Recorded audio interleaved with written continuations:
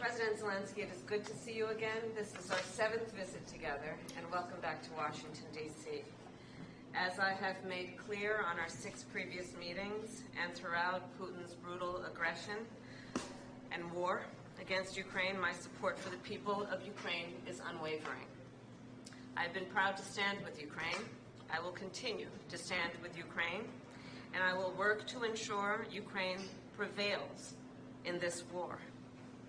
To be safe, secure, and prosperous, the United States must continue to fulfill our long-standing role of global leadership. We must stand with our allies and our partners. We must defend our democratic values and stand up to aggressors. And we must stand for international order, rules, and norms. Each one of these principles is at stake in Ukraine.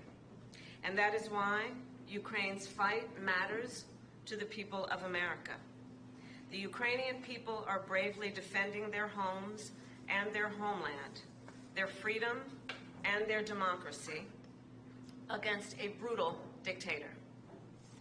And the American people know well the meaning of freedom, of independence, and the importance of rule of law. These ideals are central to who we are as Americans. And some of the most important moments in our history have come when we stood up to aggressors like Putin, just as we must today. Indeed, standing with our friends and defending our ideals against tyranny has helped make America the most powerful and prosperous nation in the world. Putin's aggression is not only an attack on the people of Ukraine. It is also an attack on fundamental principles such as sovereignty and territorial integrity. International rules and norms are not some abstract notion. They provide order and stability in our world. They support American security and American prosperity. And when they are threatened anywhere, they are threatened everywhere. History has shown us, if we allow aggressors like Putin to take land with impunity, they keep going. And Putin could set his sights on Poland, the Baltic states, and other NATO allies. We also know that other would-be aggressors around the world are watching to see what happens in Ukraine.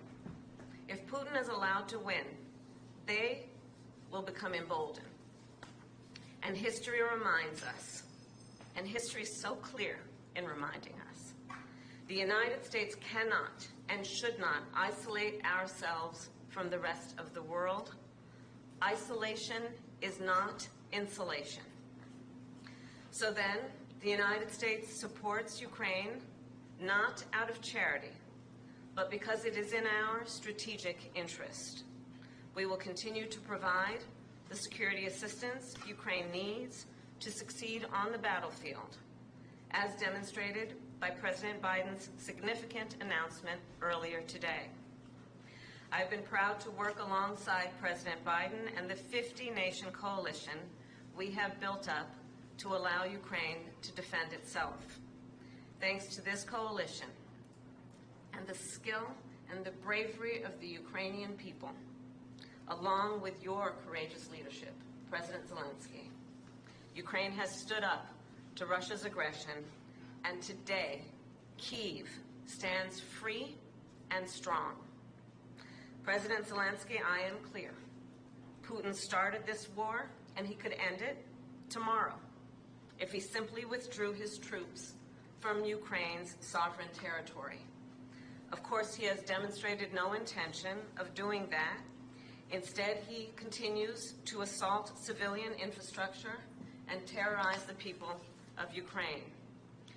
In Switzerland in June, along with 90 other nations at the Ukraine Peace Conference, I told you that the United States shares your vision for the end of this war, an end based on the will of the people of Ukraine and the UN Charter, and that we must work with the international community to secure a just and lasting peace. And I told world leaders there, nothing about the end of this war can be decided without Ukraine.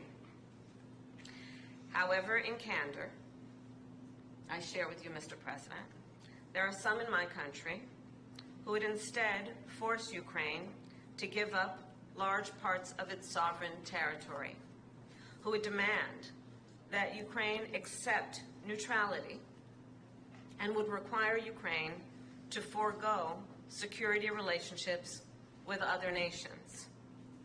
These proposals are the same of those of Putin. And let us be clear, they are not proposals for peace. Instead, they are proposals for surrender, which is dangerous and unacceptable. So, President Zelensky, I look forward to our discussion today, and I will continue to work with you to ensure Ukraine prevails in this conflict and remains a free, democratic, and independent nation. Welcome back again. Thank you so much. Madam Vice President, thanks for the invitation. Happy to see you.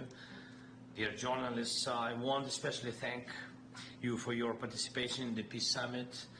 And really it was very important, and we remember it.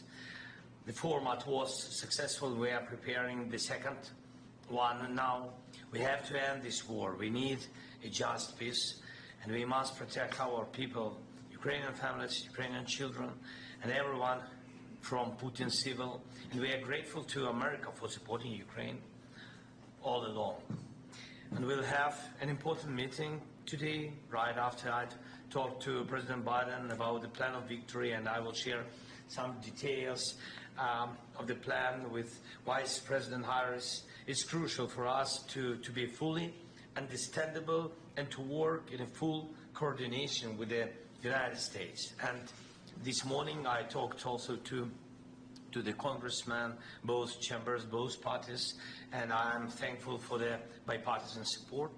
We believe this war can be won and just peace can be closer only with the United States. Madam Vice President, this is our, you said, seventh meeting? Seventh. Yes, and not last. And the third meeting, as far as I remember, the third meeting this year. Yes.